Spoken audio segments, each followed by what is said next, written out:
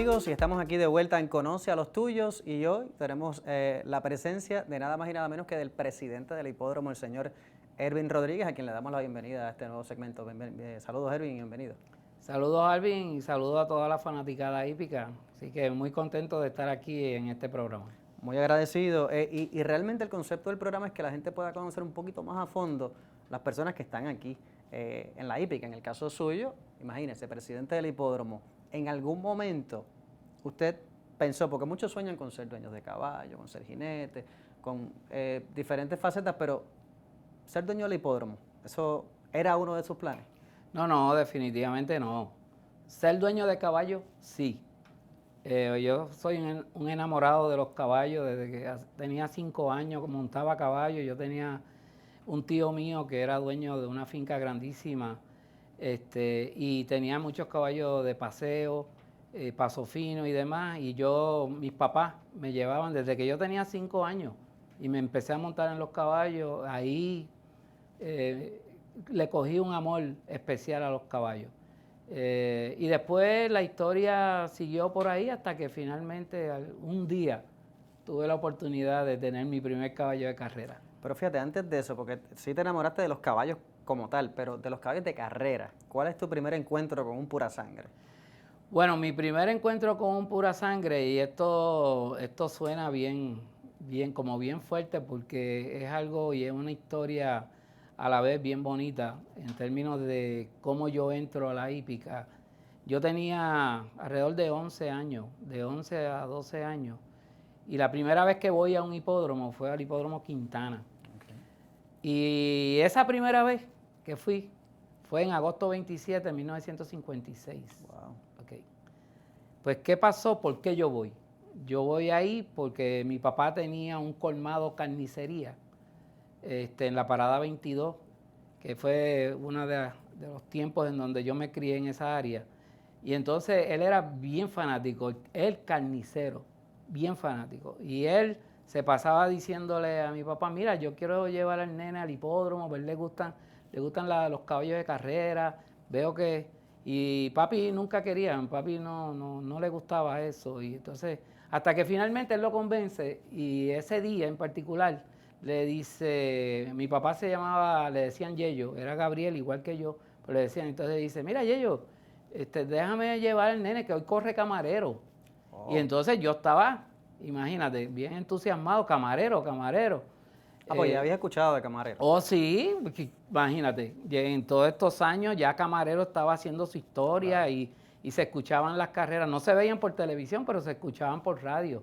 Y entonces yo siempre como me gustaban tanto los caballos, pues siempre yo le decía a él, yo quiero ir un día al hipódromo, convence a papi. Entonces ese día finalmente papi accede. Y le dice, sí, pero me lo trae temprano y qué sé yo. La cuestión es que fuimos, y ahí es que yo por primera vez, yo voy a un hipódromo, veo ese colorido, sí, y demás, y el hipódromo lleno que no cabía un alma. Y era un hipódromo que no se compara con esto, ¿verdad? Las gradas totalmente distintas, todo era en zinc y whatever. Y entonces, nada, yo salí de allí eufórico porque ese día Camarero gana la carrera, pero ¿qué pasó? Que ese fue el día que murió. O sea, que yo veo a Camarero correr en su última carrera, que la gana. Wow. ¿Entiendes? Y entonces, para mí, eso fue un trauma que todavía yo lo digo y se me paran los pelos. Yo no podía dormir.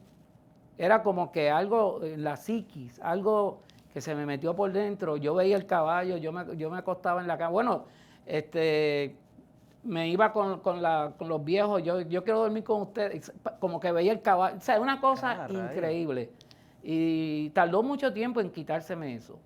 ¿Pero no te desanimó ese suceso? ¿No te desanimó? No me desanimó, pero sí me afectó para un muchachito de 11, claro, 12 años, ¿verdad? Con esa pasión y ese interés en ir a ver una carrera de caballo por primera vez y corriendo Camarero, claro, y que muriera, pues fue una cosa bien impactante para mí. Después yo obviamente me recuperé, pero después viendo en los periódicos cómo fue eso, cuando se hizo la cripta y todo eso salió en el periódico y yo veía la cantidad de miles y miles y miles de personas que fueron a ver a Camarero y todo ese tipo de cosas y la historia después que se fue contando. Pero le doy gracias a Dios, sinceramente, que me hubiese permitido en mi vida ver a ese ejemplar correr y pues desgraciadamente ocurrió lo que ocurrió esa noche que muere. Así que para que tú veas cómo fue mi primera incursión en el hipismo, que fue de una manera pues empezando romántica, pero terminando un poquito trágica.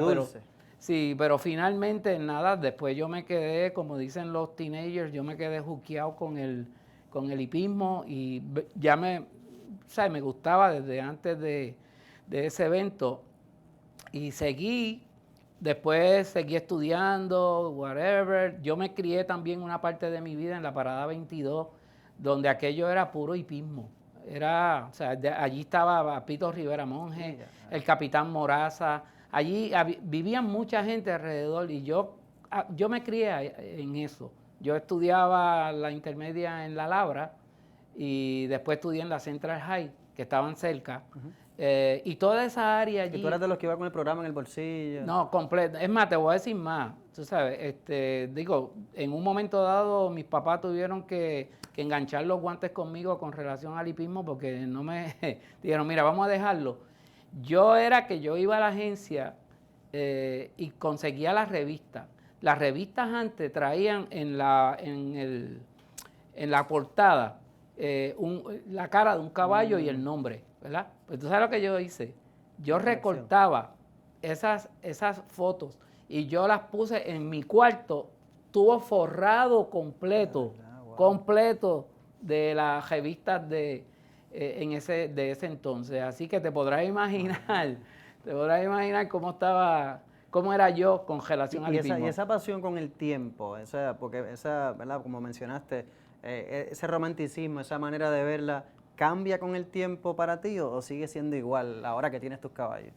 No, fíjate, aquello fue una época distinta porque obviamente el primer amor, era el primer amor y demás, pero no, la pasión por el hipismo siempre siguió ahí, siempre lo seguí y después ya cuando fui un poco mayor, pues cuando corría, por ejemplo, Cardiólogo, cuando corrían esos ejemplares de renombre, Cadeneta, todos esos ejemplares del establo Lares, yo trataba de ir de una forma u otra o que me llevaran. Así que todos esos caballos los vi correr. Colaborador, Door Price, que fue uno de los caballos más caros que se vendió en Puerto Rico, que no empezaba con C porque ya lo compraron con el nombre, el establo Lares. Cantidad, bueno, Cadeneta, whatever, todos esos caballos. Y viví toda esa área, toda esa época, y pues doy gracias a Dios por haber vivido eso porque la hípica ha tenido distintas transformaciones. Eso fue una parte bien bonita. De hecho, cuando venden los hipódromos en Puerto Rico y finalmente la familia Wilson pues entra al hipismo, que compran el hipódromo Quintana, las casas y demás, y viene el hipódromo El Comandante. Pues esa época yo la vivía también, iba definitivamente. Así que yo te diría que hasta que yo me gradué de la high school, más o menos eso fue en el 61, y entro después, entonces voy a la universidad. Hasta terminar la universidad, pues yo estaba bastante activo viendo los caballos, yendo al hipódromo y demás. Después cuando yo empiezo a trabajar, pues mi primer trabajo y mi único trabajo hasta que después monté mi financiera y demás, fue en la banca. Y para aquel entonces, si tú trabajabas... En la banca en la banca de bancos. Sí, no es banca de jugar. De banco. Yo empecé con el extinto Banco Crédito Ahorro Ponceño en el 1965, o sea, acabadito de graduar, empecé con... Y ahí hasta ese momento, y perdón que te interrumpa, no tenías caballos ya. No, vienen no, después. no, no, y no vengo a tener caballo hasta el 82. Ok. Eso, pero, ¿qué pasa?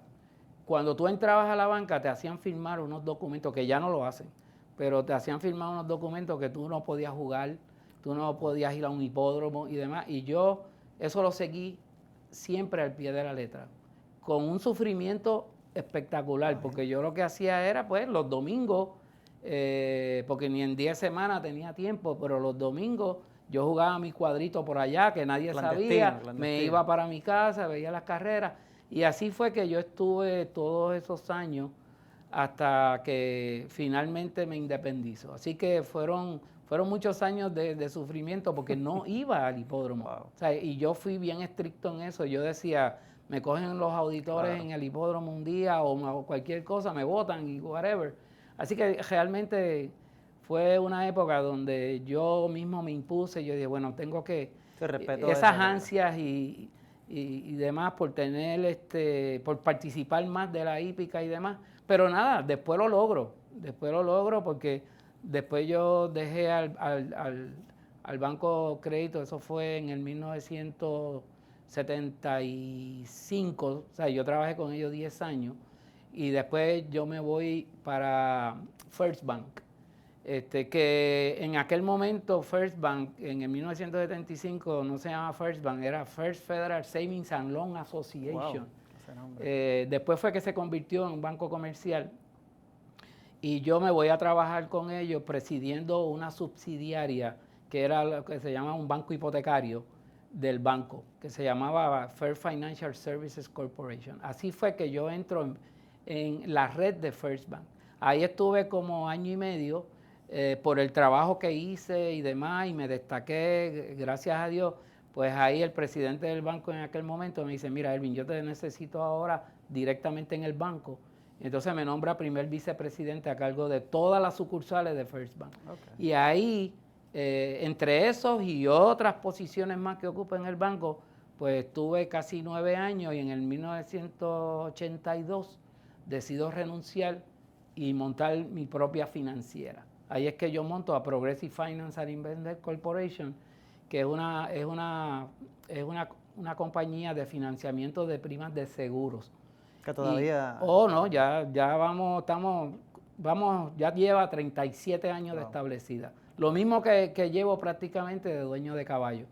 Y entonces ahí sí, porque ya ahí salí de la banca, monto mi propio negocio y yo te diría que no pasaron 6 meses que ya yo tenía mi primer caballo de carrera, fui a una subasta que me invitaron, compré mi primer caballo, le puse hasta el nombre de mi financiera, le puse Progressive, no pudo debutar, ahí empecé bien mal, tuvo muchísimos problemas, el caballo, y después se malogró, y en la doma... ¿Y eso no te saca un poquito tu primera experiencia? No, es que no me iba a sacar, eso ya yo lo tenía en la sangre, te lo digo, o sea, yo llevo esto en la sangre de una manera increíble.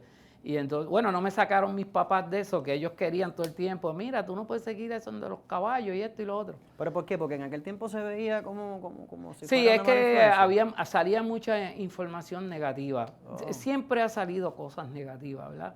Desgraciadamente, como en todo, en todas las industrias, siempre hay manzanas podridas. Claro. Pero cuando, por ejemplo, salía público, que si pararon tal caballo, que si cogieron un jinete con batería, que si... Y eso que salía, pues mis papás no eran jugadores. Mis papás, claro. Y fueron bien estrictos, ellos tenían su negocio y demás. Y entonces me veían a mí como quien dice, pero mira dónde se metió. Claro. Y ellos querían que yo me saliera de ahí. Y yo era peleando con ellos hasta que me dejaron por incorregible. Y entonces finalmente ahí es que compro mi primer caballo y de ahí fue historia porque fíjate, de allá para acá pues he tenido muchos caballos. Y buenos caballos. Pero quiero aprovechar esa línea porque estás hablando de tus papás. Tú como padre tienes hijos, ¿no? ¿Tienes cuántos hijos? Sí, yo tengo 2 hijos varones. ¿Y ninguno le salió esa vena por la hípica? Ninguno. Los 2 estudiaron, viven fuera de Puerto Rico. Lo que me da pena es la nieta. Mi única nieta, Marianita. Que tú sabes que yo tuve una campeona que se le puse Marianita. Y cuando ella estuvo en Puerto Rico, antes de que me la llevaran para Estados Unidos, ahora ya me acaba de cumplir 15 años, pero en esos añitos de 8, 9 años, yo la traía aquí y ella era loca con los caballos. Oh. Todo el mundo me decía, mira por ahí es que salió la cosa. Y yo le dije, pues mira, yo creo que sí. El mismo papá, Elvin Jr., me decía, mira, esta es la que va a ser hípica. Pero nada, se fueron para allá. Cuando ellos vienen, yo trato de traerla porque les gusta. Okay. Así que, pero ellos dos no. ¿Y tú trataste de inculcárselo? No, y si tú buscas, por ejemplo, todos estos clásicos que yo he ganado a través de los años y demás, tú nunca vas a verlos a ellos en un retrato conmigo. Porque los invitaba. Ah, no, papi, yo no voy para allá. Que sí, no, es una cosa increíble. Entonces yo seguí con mi pasión. Pero hubiese querido, claro, definitivamente, pero ninguno de los dos verdaderamente se interesó en el hipismo. Mira, es cosas que pasan. Sí, claro. Tus papás no te querían a ti aquí, tú estuviste aquí. Hablaste de eso y yo sé que puede ser complicado porque llevas muchísimos años y son un montón de caballos, y yo recuerdo cuando yo empecé a ver las carreras, siempre hay unos establos que uno asocia con caballos buenos, y el ER Stott era uno de esos. La pregunta sería, ¿hay algún caballo, aparte de Marianita, por ejemplo, por el significado del nombre, que resalte en tu mente y que tú siempre vas a pensar, no importa qué, este ha sido el mejor caballo que yo he tenido? Bueno, yo te diría que con relación a eso, yo creo que el mejor caballo que yo he tenido se llama Big Apple Daddy. Big Apple Daddy, yo lo compré en una subasta en Ocala por $40,000. El yearling, lo dejé domando allá y demás. Se lo compré a mi amiga Becky Thomas, muy conocida en el área de Ocala, Nueva York, Kentucky y demás. Y dicho sea de paso, en aquel momento uno de los caballos más caros me costó $40,000. Y entonces se fue desarrollando y finalmente decido traérmelo para Puerto Rico. Cuando yo me lo iba a traer para Puerto Rico, Becky me dijo, Elvin, yo creo que tú debes dejar este caballo acá en Estados Unidos. Es un New York bred, y este caballo lo hace bien. Incentivo. Y yo le dije, pero mira, yo no sé tan bien, tú sabes, cómo, porque hacía 10-2, 10-3, y ella me dijo, mira, yo te digo que va a ser buen caballo y lo deberías dejar acá, que te va a dejar mucho dinero. Pues yo no le hice caso, momentáneo. Yo decidí traérmelo para Puerto Rico. Lo traigo para Puerto Rico cuando mi entrenador era Candelario Bonilla. Sí, y entonces yo digo, mira, Candy, allá me dicen que este caballo, que si esto, que si lo otro, ahí te traje, aparentemente es un avión y qué sé yo cuánto. La cuestión es que lo traigo. Cuando él lo vio, él se quedó bien impresionado. Es un caballo, mira, por ahí está el retrato, que lo puedes ver allí. O sea, es un caballo impresionante, grande, fuerte, y tenía todo. Sí. Pues yo llegué a Puerto Rico y entonces Candy me dice, yo no sé, pero para mí que este caballo para Puerto Rico, pero yo digo, pues me vas a venir con lo mismo que me dijeron allá. No, yo lo quiero aquí, me lo quiero gozar aquí. La cuestión es que viene su primer briseo, ¿okay?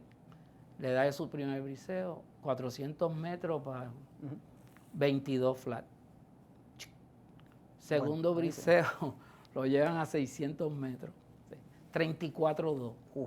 Y parando terminó yo no sé en cuánto. La cuestión es que ahí mismo me dice Candy, Elvin, te tengo que decir, llévate este caballo. Yo no quiero este caballo en mis manos, esa gente tiene razón, llévate y dale un break. Pues mira. Y eso antes no se hacía tanto. No se hacía pasa mucho. Más seguido. Antes sí. A menos que, obviamente, a menos que no fuera, por ejemplo, Mr. Frisky, claro, Ball Forbes, claro, que tú demostraban una superioridad tan grande. Pero eso se fueron después de haber corrido. En este caso, el caballo no corrió. No llegó a correr. Por los briseos y te lo llevaste del otro. Me lo llevé. Y entonces, pues nada, lo demás fue historia. El caballo se ganó $500,000. Ganó clásico en Finger Lakes, ganó clásico en Belmont, ganó... you name it, ganó un clásico en Filadelfia, que todavía, no me acuerdo el otro caballo, pero él empató el récord de pista para 1.400 metros con 1.21. Wow. O sea, eso es correr. Sí, claro. Así que se desarrolló allá, me dejó ese dinero. Después lo traje a Puerto Rico con la idea de, porque era entero, nunca lo castré, y le eché como 8 o 10 yeguas, que aquello eran yeguas que no servían, la verdad. Yeguas mías y traté de... Experimentando ahí. Es más, compré un libro por primera vez que venden para ver cómo se machean la sangre. Y eso. Que el libro me costó como casi $1,000 y tú me veías a mí estudiando. Te dio fiebre de criador con ese caballo. Me dio fiebre de criador, entonces, pero desgraciadamente sí preñó muchas yeguas. Todavía hay una por ahí que se llama Jalda Arriba, que está corriendo y yo creo que tiene ya como 11 años. Sí, pero otras que tenían su potencial, hicieron algunas cositas, pero realmente en términos de las madres no era lo mejor. Y no duró mucho tampoco. Él las preñó en 1 año o 2 y después se me murió. Le dio un cólico, aquello fue horrible y pues, desgraciadamente no.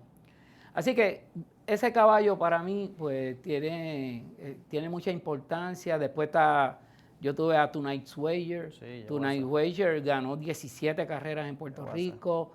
Ganó un montón de clásicos aquí, ganó clásicos en Estados Unidos. Sí. Tuve la suerte y el privilegio y el honor que uno de los clásicos me lo gana con Jerry Bailey en Gulfstream, en fin. ¿Sabes? Y otra cosa, nada más y nada menos, el entrenador que a mí me recomendaron en aquel entonces, que ahora yo sé que no lo conseguiría, es Bill Mott. Mira, que es un Hall of Famer. Bill Mott fue el entrenador de Tonight Wager. Sí. Así que he vivido muchas cosas, claro. He tenido muy buenos caballos, tuve otros caballos, One Step Ahead, una yeguita bien buena que me ganó allá, y así de memoria, porque han sido tantos. Y entonces, y en Puerto Rico ni hablar. Sí. Puerto Rico la cantidad aquí podemos ver yo tengo ya 871 victorias. Así que, wow. El que me lo dio fue Alex Fuente los otros días y me dice, Erwin, ¿tú sabes que tú tienes 800 en Puerto Rico? En Puerto Rico. Y yo le dije, ¿qué? Y wow. Pues mira, han pasado muchos años, pasado 37 años, pero he ganado yo no sé cuántos clásicos, puede ser que hayan pasado de 20 clásicos, no, la verdad que ahora ni me acuerdo. Y he tenido cientos y cientos de caballos, siempre buscando, Alvin, el campeón de la Triple Corona, y nunca. ¿Ese es el gran sueño entonces? Ese es un gran sueño mío, tener alguna vez un potro nativo que gane la Triple Corona. Eso nunca. Ganó, yo tuve un caballo que yo lo crié y entonces se llamaba El Engañado. El Engañado. Y ese caballo ganó unas carreras y demás. Y entonces un día me dice Bonilla, mira Elmi, vamos a ponerlo en $30,000. Porque este caballo, mira, llegó sexto, esto y lo otro. Y yo digo, pero Candy, ¿no lo pueden llevar? Y me dice, no, hombre, no. ¿Quién va a sacar 30,000 pesos? ¿Quién va a sacar 30? En aquel momento, ¿quién va a sacar 30,000 pesos? Sacaron $30,000, compran al engañado, reclaman al engañado. Eso fue, que en paz descanse, Bobby Favelo. Favelo, sí. Fantástico. Sí, y el entrenador era Gastón Capote. Sí. La cuestión es que Gastón lo que hizo fue que le cambió a Pero. No sé si era que él corría sin gringola, le pusieron gringola o al revés, o corrían con gringola. Fue un cambio de apero, pero yo sé que fueron con las gringolas. Y lo pusieron por primera vez en una milla y ganó de aquí, sí, allá abajo. Entonces viene la primera pata y la gana, viene la segunda pata y la gana. Yo decía, esto no me puede pasar a mí. ¿En serio? Y entonces en la tercera pata, no me acuerdo si llegó segundo o tercero, pero que no la pudo ganar, por poco gana la Triple Corona. Un caballo que había estado en mis manos, que mi sueño era ese. Pero tú sabes que para que tú veas cómo es el hipismo. El mejor tiempo en el derbi puertorriqueño lo tiene El Engañado. 1:44. ¿De verdad? Sí. Pues mira, me acabo de enterar ahora.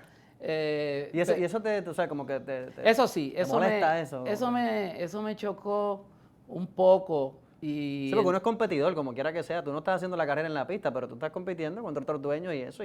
Sí, no, eso me chocó. Y entonces el año siguiente vinieron los premios camareros, ¿verdad? Y entonces mi amigo, que en paz descanse, Lionel Mueller, me hizo una maldad. Tú sabes, pues que había que ir al premio camarero a entregar los premios. Claro. Entonces, ¿tú sabes cómo es eso? El presidente del hipódromo entrega premios, el presidente de la Confederación Hípica entregaba premios y whatever. Y entonces, cuando llegó el reclamo del año, y entonces Lionel me mira y me dice, Elvin, entrégate el trofeo. Y yo a mí se me olvidó por completo, ni sabía que ese...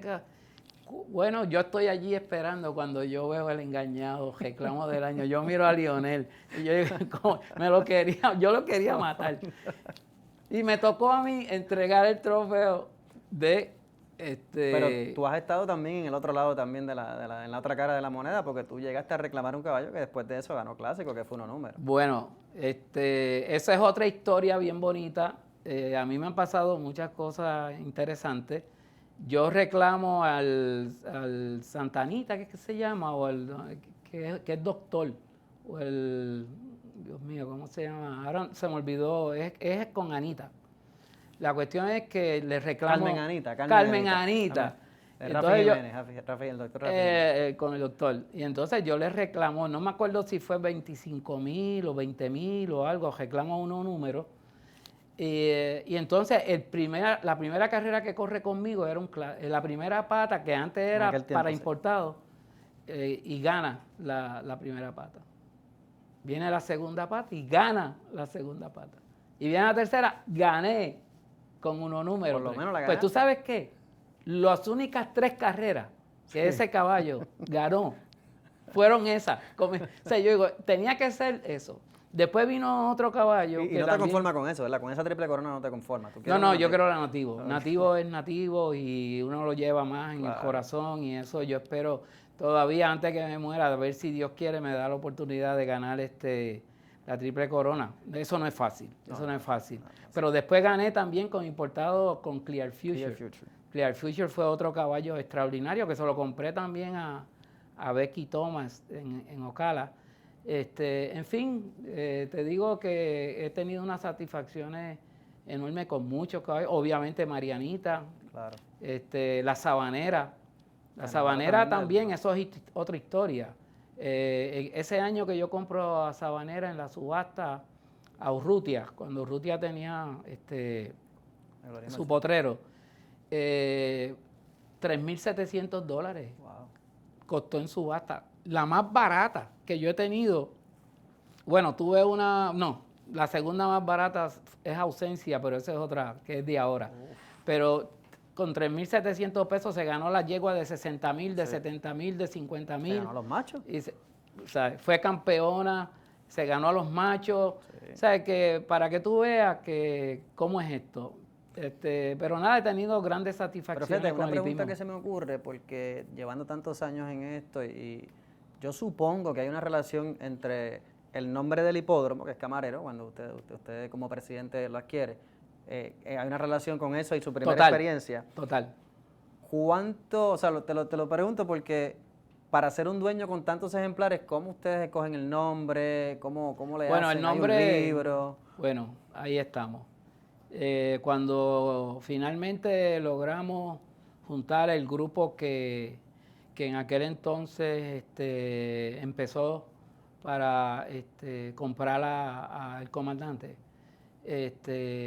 y ya teníamos todo el mundo puso el dinero, todo el mundo, ok, vamos ahora a entrar en el proceso. Cuando entramos en eso, pues empezamos a buscar el nombre del hipódromo. Y ahí todo el mundo empezó a dar nombres y demás, y yo dije, ¿por qué no le ponemos Camarero? Camarero Racetrack. Y todo el mundo dijo, bueno, Camarero, campeón, pero habrá problemas con los sucesores. Y nada, después chequeamos eso, no hubo problema con eso. Y entonces de ahí es que sale, y después tenía que ser yo. el que puso el nombre, imagínate tú. Entonces, pues es Camarero Racetrack, después le pusimos el Grupo Camarero, para propósito después cuando estábamos en el proceso de adquirirlo en la Corte de Quiebra. Y nada, eso, ese proceso no, ni tan siquiera te lo voy a entrar porque eso también es una historia de casi 3 años, que también fue bien bonita, pero fue bien fuerte para poder adquirir un hipódromo o sacarlo de las manos extranjeras después de 50 años de estar en manos extranjeras, el hipismo, porque ¿sabes? El comandante era de manos extranjeras, así que el grupo de nosotros era de aquí, capital de aquí, y también obviamente eso fue un logro inmenso. Mira, una pregunta que yo entiendo que es relevante, porque ahora mismo la jugada está subiendo, vemos un resurgir, ¿verdad? En la hípica, los números se ven muy bien. ¿Cómo te hace sentir eso y cómo tú comparas eso con la hípica que tú comenzaste a ver? No, es que la hípica que yo comencé a ver era una hípica gloriosa. Acuérdate que eso de tú apostarle a los caballos en las agencias hípicas, eso no existía. Tú tenías que ir al hipódromo, por eso tú veías que los hipódromos se llenaban. Tú tenías que ir allí. Después que se implementó el CA hípico, pues ya empezó a bajar. De hecho, este hipódromo que estamos ahora, el hipódromo Camarero, tiene una cabida de sobre 20,000 personas. O sea, cuando esto se construyó en esa época que todavía no estaba el CEA. Claro. Cuando se establece ya las apuestas a través de la agencia, pues ya empezó a bajar el público y demás. Y por eso es que tú ves que en un domingo, por ejemplo, aquí pueden venir 4,000 personas, 3 o 4,000 personas. Los 10 semanas pues pueden venir 1,000 personas y demás, pero ya no eran aquellas cantidades de gente porque la gente juega a través de la agencia hípica. El 97% de la jugada de los caballos es a través de la agencia hípica, no es a través del hipódromo. Aquí se juega más que el 3%. Donde nosotros empezamos a tener un resurgir bien interesante fue con Night of the Races. Ahí sí que empezamos a traer aquí 6,000-7,000 personas un viernes, que eso no se veía en años. Y lo importante de Night of the Races es que la vamos a traer de nuevo, lo vamos a traer de nuevo. Era que traía gente joven, traían damas, tú sabes, traía gente que no eran necesariamente hípicos, empezaron a ver, porque tú te enamoras de este deporte cuando tú lo ves. Claro. Y cuando tú ves caballos corriendo y ves ese colorido, por eso yo siempre me acuerdo cuando ese primer día de ver a Camarero correr y ver aquel colorido de las blusas y de esos animales. La emoción y la gente gritando. La emoción y la gente gritando. Ahí es que tú te enamoras de verdad. Sí. Y entonces nosotros estábamos en eso hasta que nos llegó María. Claro. Y después de María y todos los problemas, y entonces ahora que íbamos muy bien, pues nos llega el COVID. Pero nada, finalmente esperamos para beneficio de la fanaticada que pueda estar viendo este programa después. Yo espero ya para que en marzo 2021 terminemos la reconstrucción. Perfecto. Así que Elvin, no te vamos a quitar más tiempo, te deseamos ¿verdad? Mucho éxito y ese objetivo de ganar el Triple Corona, ojalá y se te dé dentro de esas 1,000 victorias, que supongo que también que sería un objetivo bastante alcanzable. Bueno, 1,000 victorias, pues sí, me gustaría obviamente alcanzarlas. Yo creo que a lo mejor llego primero a las 1,000 victorias que la Triple Corona, pero espero que no. Deja ver si tengo suerte, porque esto es suerte, Alvin. Sí. Esto es suerte, tener el caballo correcto, que se te mantenga en salud y que pueda llegar hasta allá. Así que, nada. Y estoy bien contento de presidir el hipódromo por todo esto, son ya 13 años, y por los logros que ha tenido sus alzas, ha tenido sus bajas, pero ahora hay un resurgir que lo veo bien interesante y creo que vamos a llegar a la época de gloria del hipismo y hacia eso es que nos encaminamos. Gracias, así que gracias a él. Bien, gracias a ti, Alvin.